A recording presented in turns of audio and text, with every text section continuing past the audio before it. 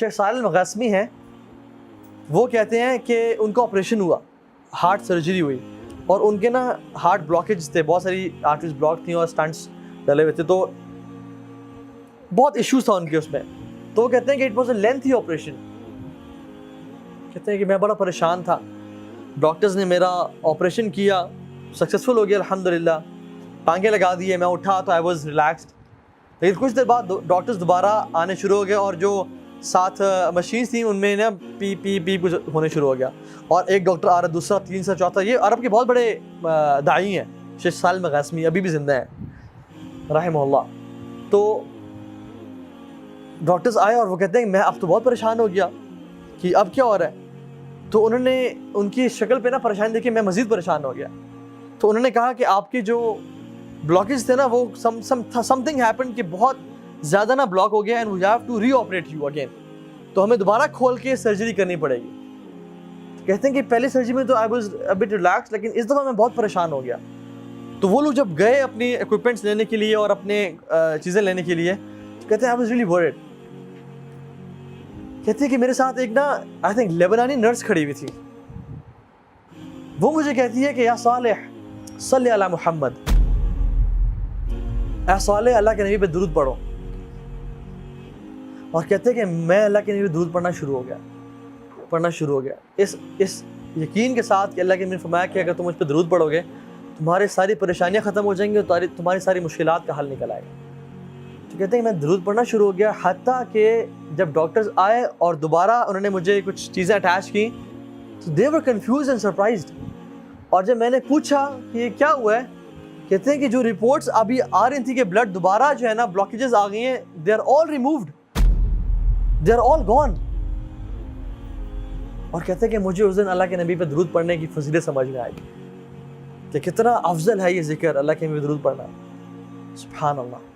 تو اپنی زندگی کو نا کثرت سے, جب بھی فری ٹائم ہے نا, درود کثرت سے پڑھا کریں, استغفار کثرت سے پڑھا کریں. ایک صحابی آیا اور کہا یا رسول اللہ نجات کا راستہ بتائیں, نجات کس میں ہے؟ فرمایا لا یزال لسانک رطبا من ذکر اللہ, اپنی زبان کو اللہ کے ذکر سے تر رکھو, اس میں نجات ہے. اپنی عقبہ بن عامر, اپنی زبان کو اللہ کے ذکر سے تر رکھو. فرمایا طوبی لمن وجد فی صحیفۃ استغفار کثیرا, glad tidings to the one who found استغفار in his book with abundance. خوشخبری ہو اس بندے کو کہ جو قیامت کے دن آیا اور اس نے اپنے اعمال نامے میں کثرت سے استغفار کو دیکھا. سبحان اللہ. امام احمد بن حنبل سفر کر رہے تھے, بڑا فیمس واقعہ ہے. سفر کر رہے تھے, رات لیٹ ہو گئی, مسجد میں اجازت ہے کہ میں رات یہاں رہ لوں, تو انہوں نے کہا نہیں آپ یہاں رات نہیں رہ سکتے. تو ایک نان بنانے والا گزر رہا تھا, تو انہوں نے کہا آپ کیوں بزرگ کو تنگ کریں, بزرگ آپ میرے پاس آئیں, بابا جی میرے گھر رہ لیں. تو انہوں نے کہا ٹھیک ہے. تو وہ جب گھر لے کے گیا تو وہ رات کو نان, وہ تو آٹا گوندتا تھا, آٹا گوند رہا اور کہتا ہے استغفر اللہ استغفر اللہ. امام احمد بن حنبل رحمہ اللہ بیٹھے ہوئے ہیں, کہتے ہیں آپ کو اس ذکر نے کبھی زندگی میں فائدہ بھی پہنچایا ہے؟ تو انہوں نے کہا آپ کو میں کیا بتاؤں. تو وہ اپنے پوچھ لیا ہے, پہلے میں غریب تھا, فقیر تھا, جب سے میں ذکر یہ کرنا شروع ہوا ہوں مال اتنا ہے کہ سنبھالا نہیں جاتا مجھ سے, اور ہر دعا میری اللہ رب العالمین نے قبول کی ہے, بس ایک دعا جو رہ گئی ہے.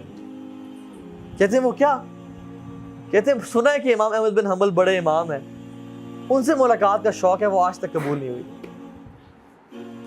امام احمد بن حنبل کہتے ہیں کہ وقد جررت الیک جرا, ایسے لگتا ہے کہ مجھے آپ کے پاس گھسیٹ کے لایا گیا ہے آپ سے ملاقات کروانے کے لیے. میں ہوں امام احمد بن حنبل. یہ ہے توبہ استغفار کے فائدے, یہ توبہ استغفار.